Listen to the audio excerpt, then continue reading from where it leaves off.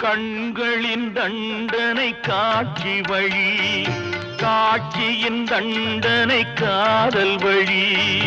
கண்களின் தண்டனை காட்சி வழி, காட்சியின் தண்டனை காதல் வழி. காதலின் தண்டனை கடவுள் வழி.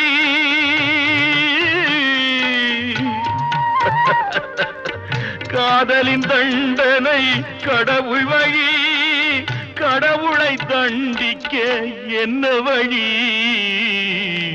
இரண்டு மனம் வேண்டும், இறைவனிடம் கேட்பேன். நினைத்து வாழ ஒன்று, மறந்து வாழ ஒன்று. இரண்டு மனம் வேண்டும்.